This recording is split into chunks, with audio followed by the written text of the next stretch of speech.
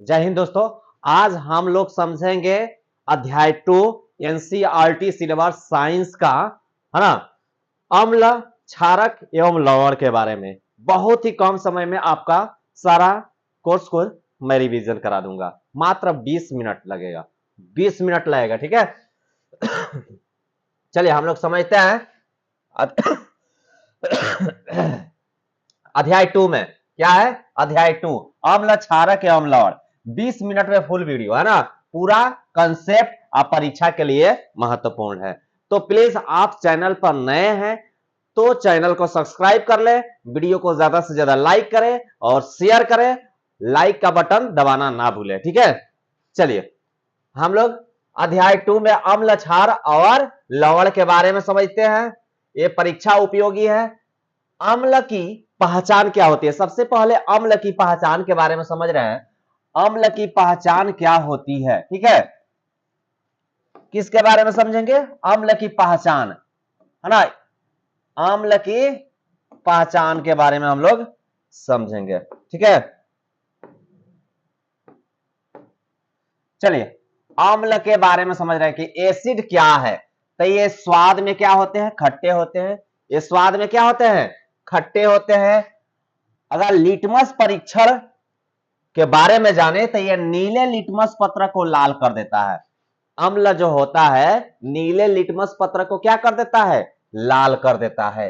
जलीय विलयन की बात करिए, ये जल में विलय यानी H+ आयन देता है। जल में अगर घुल जाएगा तो क्या करेगा? H+ आयन देता है। उदाहरण के बात करें तो हाइड्रोक्लोरिक अम्ल, सल्फ्यूरिक अम्ल और नींबू रस, ठीक है। उसके बाद में हम बात करेंगे क्षार, क्षारक की बात करेंगे। क्या बात करेंगे? क्षारक की। तो ये स्वाद में क्या होते हैं? ये स्वाद में कड़वे होते हैं। क्षार क्या होते हैं? बेस जो होते हैं स्वाद में कड़वे होते हैं। लिटमस परीक्षण अगर बात करें तो ये लाल लिटमस पत्र को नीला कर देता है। इसमें क्या करता है? नीले लिटमस पत्र को लाल कर देता है। क्वेश्चन पूछता है, ध्यान दीजिएगा, बार बार क्वेश्चन पूछता है। जलीय विलयन की बात करें, ये जलीय विलयन में OH आयन देते हैं। क्या करते हैं? OH ion. इसमें क्या करता है? H+ आयन देते हैं। उदाहरण की बात करें तो सोडियम हाइड्रोक्साइड NaOH और साबुन है। क्या है? साबुन है। अब हम लोग बात कर ले यहां, ठीक है। किसकी बात करेंगे हम लोग? तो अब अगर बात करें सूचक, है ना, इंडिकेटर्स, वो पदार्थ, है ना, वे पदार्थ जो बताते हैं कि कोई विलयन अम्लीय है या क्षारीय है ना, वे पदार्थ जो बताते हैं कि अम्लीय है क्षारीय है, उसे हम क्या कहते हैं? सूचक कहते हैं। क्या कहते हैं? सूचक। सूचक को अनेक वर्गों में बांटा गया है, जैसे कि प्राकृतिक सूचक। क्या होता है प्राकृतिक सूचक? लिटमस, हल्दी, लाल पत्ता गोभी, ये क्या है? ये प्राकृतिक सूचक होता है। क्या होता है? प्राकृतिक सूचक होता है। दूसरा है संश्लेषित सूचक, मेथिल ऑरेंज, है ना, फिनॉल, फिनॉल फथेलिन जो होता है ये भी हो गया। गंधीय सूचक क्या होता है? प्याज हो गया, लौंग हो गया, या लौंग का तेल होगा। अम्लीय या क्षारीय माध्यम में इनकी गंध बदल जाती है। अम्ल और क्षार में इसका गंध बदल जाता है, ठीक है। उसके बाद में क्या आप जानते हैं, क्या आप जानते हैं कि लिटमस विलयन, है ना, बैगनी रंग का रंजक होता है। लिटमस विलयन क्या होता है? बैगनी का रंग का रंजक होता है, जो जो लिचियन पौधे से निकाला जाता है। अब ध्यान दीजिए, यहां कह रहा है लिटमस विलयन बैगनी रंग का होता है। लिटमस विलयन कैसा होता है? बैगनी रंग का होता है ना, रंग का रंजक होता है, जो कहां से? लिचियन पौधे से प्राप्त किया जाता है। कहां से? लिचियन पौधे से। इंपॉर्टेंट क्वेश्चन है, ठीक है। चलिए इसके बाद बात करें अम्लों की रासायनिक अभिक्रियाएं भाग 1 में। क्या चल रहा है? अम्लों की रासायनिक अभिक्रियाएं भाग 1 में चल रहा है। क्या चल रहा है? अम्लों की रासायनिक अभिक्रियाएं भाग 1, है ना। किसमें? भाग 1। धातु के साथ अभिक्रिया, ये क्या करता है? धातु के साथ अभिक्रिया करता है। अम्ल प्लस धातु अभिक्रिया करके लवण प्लस हाइड्रोजन गैस देता है। क्या करता है? Hydrogen gas. अगर यहां पर उदाहरण ले ले तो Zn प्लस H2SO4, ये क्या करता है, अभिक्रिया करता है, ZnSO4 बनाता है प्लस H2 बनाता है, यानी हाइड्रोजन गैस बनाता है। हाइड्रोजन गैस का परीक्षण कैसे करते हैं, तो जब जलती हुई मोमबत्ती को गैस के पास लाया जाता है तो यह पॉप यानी फट फट की ध्वनि के साथ जलती है। कैसे जलती है, फट फट की ध्वनि यानी पॉप ध्वनि के साथ जलती है। हाइड्रोजन गैस जब जलती हुई मोमबत्ती को गैस के पास लाया जाता है तो क्या है, फटफट की आवाज देती है और उसके साथ जलती है। तो ये परीक्षण हो गया हाइड्रोजन गैस की। परीक्षण क्या होता है कि मोमबत्ती को पास लगेगा तो फटफट की आवाज करेगा। जैसे यहां पर देखिए, यहाँ ये हाइड्रोजन गैस है ना, ये मोमबत्ती है, लाइएगा तो ये क्या होगा, ये पॉप करेगा यानी फट फट करेगा, ये आवाज से होगा, चारों बगल फैलेगा। ठीक है, चलिए उसके बाद में दूसरा पॉइंट की बात करें, धातु कार्बोनेट और हाइड्रोकार्बोनेट के साथ अभिक्रिया। धातु कार्बोनेट और हाइड्रोकार्बोनेट के साथ अम्ल प्लस धातु कार्बोनेट हाइड्रोजन कार्बोनेट है ना, लवण और प्लस CO2 प्लस जल बनाता है। अभिक्रिया करता है तो क्या बनाता है, लवण बनाता है, CO2 बनाता है और जल बनाता है। जैसे Na2CO3 HCl से अभिक्रिया करके क्या बनाता है, लवण यानी नमक बनाता है और H2O जल बनाता है, CO2 बनाता है। ठीक है, CO2 गैस परीक्षण कैसे करेंगे, CO2 का कैसे परीक्षण करेंगे कि यह CO2 गैस है, तो उत्पन्न CO2 गैस को चूने के पानी है ना से, चूने के पानी से प्रवाहित किया जाता है। चूने के पानी से जब उसमें प्रवाहित किया जाता है तब पानी दूधिया हो जाता है। क्या हो जाता है, पानी जो होता है दूधिया रंग का हो जाता है। CaOH का होल ट्वाइस प्लस CO2 अभिक्रिया करके CaCO3 प्लस H2O बनता है, यानी श्वेत अवक्षेपण प्राप्त होता है। उसका अवक्षेपण क्या होता है, श्वेत रंग का यानी सफेद बनता है। ठीक है, आप हमारे चैनल पर नए हैं तो प्लीज चैनल को चैनल को सब्सक्राइब कर ले, वीडियो को ज्यादा से ज्यादा लाइक करें, शेयर करें, और आप सबों को यह PDF बिल्कुल है ना, जब आप हमारे परिवार बन जाएंगे तो फ्री ऑफ कॉस्ट मिल जाएगा, फ्री ऑफ कॉस्ट मिलेगा। ठीक है, इसलिए ज्यादा से ज्यादा आप हमारे परिवार से जुड़िए है ना, चैनल को सब्सक्राइब कीजिए ताकि यह PDF आप लोगों तक मैं फ्री ऑफ कॉस्ट पहुंचा सकूं। ठीक है, चलिए अब इसमें तीसरा पॉइंट की बात करते हैं। तीसरा पॉइंट की बात कर रहे हैं, अम्लों की रासायनिक अभिक्रियाएं, यानी भाग 2 में चल रहा है। अम्लों की रासायनिक अभिक्रिया, क्षारक के साथ अभिक्रिया यानी उदासीनीकरण अभिक्रिया। क्षारक के साथ अभिक्रिया जो होता है उदासीनीकरण, अम्ल क्षारक लवण जल, इस अभिक्रिया को उदासीनीकरण है ना कहते हैं। क्या कहते हैं, अम्ल क्षारक लवण जो बनाता है इस अभिक्रिया को क्या कहते हैं, उदासीनीकरण अभिक्रिया कहते हैं, क्योंकि अम्ल और क्षारक एक दूसरे का प्रभाव को समाप्त कर देते हैं। जब कोई एक दूसरे के प्रभाव को समाप्त कर देगा, बराबर हो जाएगा, तो क्या हो जाता है, उदासीनीकरण अभिक्रिया कहलाता है। जैसे HCl NaOH अभिक्रिया करके NaCl प्लस H2O बनाता है। ठीक है, अब चौथा पॉइंट की बात करें, धात्विक ऑक्साइडों में, ऑक्साइडों के साथ अभिक्रिया, धात्विक ऑक्साइडों के साथ अभिक्रिया यानी अम्ल और प्लस धातु ऑक्साइड अभिक्रिया करके लवण और जल बनाता है। अम्ल और धात्विक ऑक्साइड को मिलाइएगा तो लवण बनेगा और साथ में जल बनेगा। धात्विक ऑक्साइडों की प्रकृति यानी क्षारीय होती है। क्या होती है, क्षारीय होती है, क्योंकि वे अम्ल के साथ क्षारक जैसा ही व्यवहार कर सकते हैं। कॉपर ऑक्साइड CO पर हाइड्रोक्लोरिक अम्ल डालने पर विलयन क्या होता है, विलयन का रंग नीला हरित हो जाता है, नील हरित, सॉरी ये क्या होता है, नील हरित हो जाता है। ठीक है, यहां पर ध्यान दीजिएगा, ये पूछता है कॉपर है ना ऑक्साइड पर हाइड्रोक्लोरिक अम्ल डालेंगे, कॉपर ऑक्साइड पर हाइड्रोक्लोरिक अम्ल डालेंगे तो क्या बनेगा, तो नील हरित जैसा हो जाता है। ठीक है, यहां पर अभिक्रिया है CuO प्लस 2HCl अभिक्रिया करके CuCl2 प्लस H2O बनाता है, यानी कॉपर क्लोराइड नील हरित बनाता है। ठीक है, चलिए उसके बाद में हम लोग बात करें क्षारकों की रासायनिक अभिक्रिया है। किसके बारे में बात करेंगे? क्षारकों की रासायनिक अभिक्रिया है। ठीक है, ध्यान दीजिएगा, क्षारकों की रासायनिक अभिक्रिया है। ठीक है, चलिए क्षारकों की रासायनिक अभिक्रिया के बारे में बात कर रहे हैं। धातु के साथ अभिक्रिया, सबसे पहले हम क्या जानेंगे? धातु के साथ अभिक्रिया। क्षारक प्लस धातु, लवण प्लस हाइड्रोजन गैस, है ना। नोट, यह अभिक्रिया सभी धातुओं के साथ संभव नहीं होती है।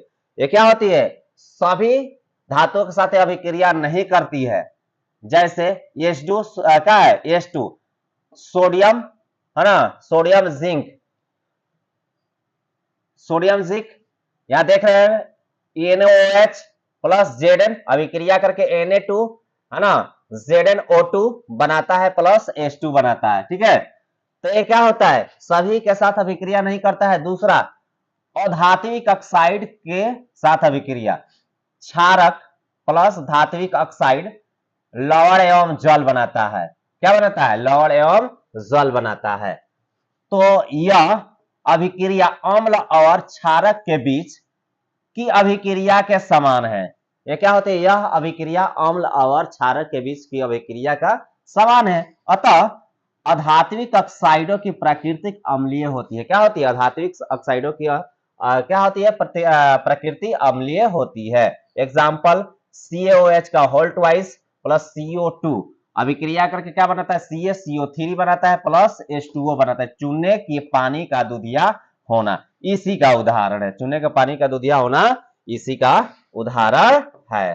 ठीक है, अब आ जाइए, हम लोग बात कर रहे हैं अम्ल क्षारकों के समानता जलीय विलयन में व्यवहार। अम्ल क्षारकों में समानता जलीय विलयन में व्यवहार। ठीक है, जलीय विलयन में व्यवहार कैसा होता है? तो अम्लों का व्यवहार, सभी अम्ल जल में घुलकर हाइड्रोजन आयन या हाइड्रोनियम आयन उत्पन्न करते हैं। क्या करते हैं? सभी अम्ल जल में जब घुलेंगे तो क्या बनाते हैं? हाइड्रोजन आयन बनाते हैं या हाइड्रोनियम आयन बनाते हैं, ये सब बनाते हैं। ठीक है, HCl प्लस H2 मिलकर क्या बनाता है? H3O प्लस Cl, है ना। अम्लों का अम्लीय गुण इन्हीं H प्लस आयनों के कारण होता है। अम्लों का अम्लीय गुण किस कारण से होता है? H प्लस आयन से होता है, और इसी कारण अम्लीय विलयन विद्युत का चालन करते हैं। क्या करते हैं? विद्युत का चालन करते हैं। चलिए अब यहां देखो क्षारकों का व्यवहार। सभी क्षारक जल में घुलकर हाइड्रोक्साइड आयन उत्पन्न करते हैं। क्या उत्पन्न करते हैं? हाइड्रोक्साइड आयन उत्पन्न करते हैं। NaOH, है ना, जल में अभिक्रिया करके Na प्लस OH बनाते हैं। अब देखिए, जो क्षारक जल में घुलनशील होते हैं उन्हें क्षार कहते हैं। क्या कहते हैं? उन्हें क्षार कहते हैं। चलिए आगे बढ़ते हैं।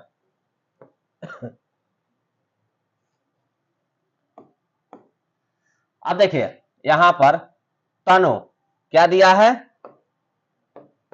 तनु और सुरक्षा। तनु और सुरक्षा, जल में अम्ल या क्षारक मिलाने पर आयन की सांद्रता H3O या H3O प्लस OH में प्रति इकाई आयतन में कमी होने की प्रतिक्रिया को तनुकरण कहते हैं। अत्यंत महत्वपूर्ण सुरक्षा नियम, है ना, हमेशा अम्ल को धीरे धीरे जल में मिलाना चाहिए। क्या करना चाहिए? अम्ल को हमेशा धीरे धीरे जल में मिलाना चाहिए। एक बार मिलाएगा तो खतरनाक हो सकता है, न कि जल को अम्ल में। यह एक उष्मा से क्या है? क्षेपी प्रक्रिया है। क्या है? उष्मा क्षेपी प्रक्रिया है। अब विलयन की शक्ति यानी पीएच स्केल के बारे में समझेंगे, ये इंपॉर्टेंट है। पीएच स्केल क्या है? आप लोग इस पीएच स्केल के बारे में समझेंगे। ठीक है, तो देखिए डिफिनीशन यानी परिभाषा समझते हैं। किसी विलयन में उपस्थित हाइड्रोजन आयन, है ना, की सांद्रता मापने का स्केल P का अर्थ है ना, कुशांश यानी पोटेनेज, जिसका अर्थ है शक्ति। पावर क्या है? शक्ति, है ना। रेंज O, है ना, अत्यधिक अम्लीय से, है ना, जीरो अत्यधिक अम्लीय से 14 अत्यधिक क्षारीय के बीच होता है। यानी 0 से कहां तक होता है? 14 के बीच होता है। ये क्या होता है? क्षारीय होता है। ये क्या होता है? आपका अम्लीय होता है। ठीक है, चलिए आगे बढ़ते हैं। अब यहां समझते हैं, इस पूरे चैप्टर को हम लोग समाप्त कर लेंगे। ठीक है, ज्यादा समय नहीं लेंगे, आप लोगों को तेजी में सभी सवालों को करा देंगे पूरे चैप्टर को। और ये क्या है? महत्वपूर्ण चीजें हैं। ये नहीं कि पूरे आपको किताब पोथी उठा कर दे दे, नहीं, उसमें से जो निचोड़ है उसी को मैं आप लोगों को पढ़ा रहा हूं, आप सबों तक पहुंचा रहा हूं। ठीक है, तो आप प्लीज हमारे चैनल पर नए हैं तो चैनल को सब्सक्राइब कर ले, अपने दोस्तों तक भी पहुंचाएं। ठीक है, चलिए अब इसके बाद हम बात करेंगे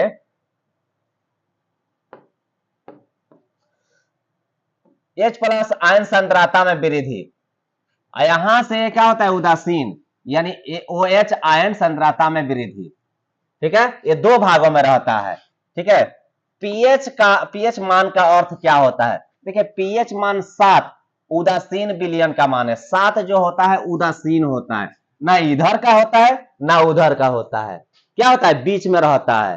ठीक है, तो ना उदासीन होता है। पीएच बड़ा, है ना, 7 अम्लीय विलयन होता है। क्या होता है? अम्लीय विलयन होता है। पीएच बड़ा है 7 से, अब पीएच छोटा है 7 से, तो अगर पीएच छोटा हो जाएगा ना 7 से तो अम्लीय होगा, अब पीएच बड़ा हो जाएगा 7 से तो क्षारीय हो जाएगा। यानी कहने का अर्थ है कि 7 के नीचे वाले ये क्या होते हैं? अम्लीय होते हैं। 7 के ऊपर वाले क्षारीय होते हैं। 7 क्या होता है? उदासीन होता है।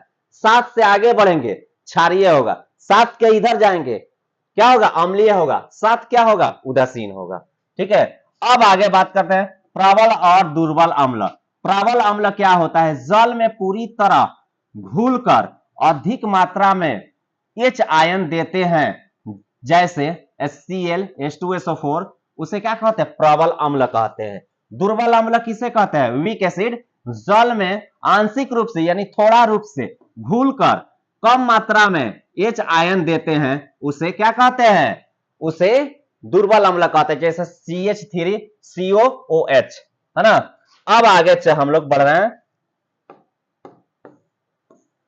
यहां समझिए, ये चीज इंपॉर्टेंट है आप लोगों के लिए, ये बार बार पूछता है। ठीक है, दैनिक जीवन में पीएच का महत्व। हमारे जीवन में पीएच का क्या महत्व है?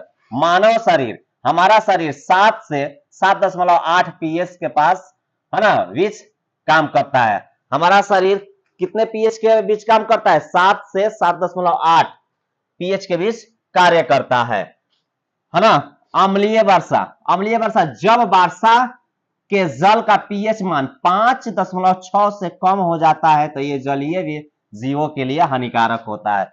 जब बारिश होती है, अम्लीय बारिश, तो उसका 5.6 से मान कम होने लगता है तो जलीय जीव क्या होने लगते हैं? मरने लगते हैं। ठीक है, पाचन तंत्र, पाचन तंत्र में, यानी देखिए ये जो आप पाचन तंत्र देखा, इसका पीएच मान क्या होता है? 1.2 होता है। क्या होता है? 1.2, तभी का भोजन को पचाएगा, क्योंकि खट्टा अगर नहीं रहेगा आप में, है ना, हाइड्रोक्लोरिक अम्ल आप में, हमारा पेट हाइड्रोक्लोरिक अम्ल, यहां देखें हाइड्रोक्लोरिक अम्ल पीएच 1.2 उत्पन्न करता है हमारे पेट में, है ना, जो कि हाइड्रोक्लोरिक अम्ल हमेशा बरसता रहता है। ठीक है, क्या होता है? बरसता रहता है, गिरता रहता है हमारे आंतों पर, जहां वहां पर भोजन रहता है तो उसको तोड़ता है, नोचता है, और जब वो खाली हो जाता है तो आपके आंत पर गिरने लगता है, जिसके वजह से क्या होता है? वो आंत को ही खोदने लगता है, क्योंकि खट्टा होता है। तो इसलिए क्या होता है? हमको भूख का एहसास होता है। तो अपच होने पर एंटासिड, यानी अगर वो नहीं पचता है तो एंटासिड दिया जाता है, जैसे दुर्बल क्षारकों का उपयोग किया जाता है। ठीक है, आगे देखिए, अगर दंत क्षय, ये दांतों का नुकसान क्यों होता है? तो मुंह का पीएच 5.5 से कम होने पर, है ना, प्रारंभ होता है, तो क्षारीय दंत मंजन इसे रोकने में मदद करता है। 5.5 से कम हो जाए तो क्षारीय दंत मंजन का इस्तेमाल करना चाहिए। मिट्टी का पीएच कितना होना चाहिए? जो खेती करते हैं, पौधे की अच्छी उपज के लिए विशिष्ट पीएच की आवश्यकता होती है, यानी मौसम के अनुसार उस मिट्टी के पीएच होना चाहिए। है ना, सभी राज्य का अलग अलग होना चाहिए। आत्मरक्षा, देखिए मधुमक्खी का डंक, मधुमक्खी जो डंक मारती है मेथेनोइक अम्ल छोड़ती है। क्या करती है? मेथेनोइक अम्ल। जब डंक मारेगी तो मेथेनोइक अम्ल इसलिए विषाता है, जिससे जलन होती है।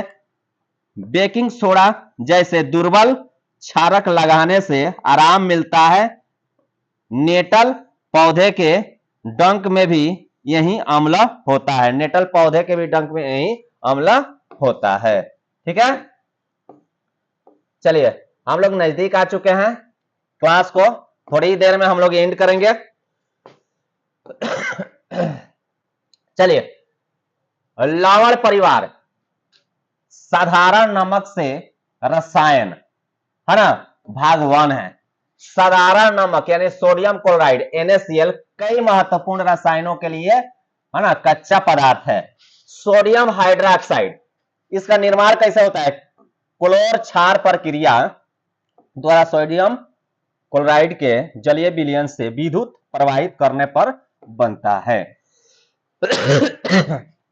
विरंजक चूर्ण, देखिए इसका निर्माण शुष्क बुझे हुए चूने पर क्लोरीन गैस प्रवाहित करने पर यानी क्रिया से बनता है, क्लोरीन गैस की क्रिया से बनता है। जैसे CaOH का whole to H plus Cl2 अभिक्रिया करके Cl2 प्लस H2 बनता है।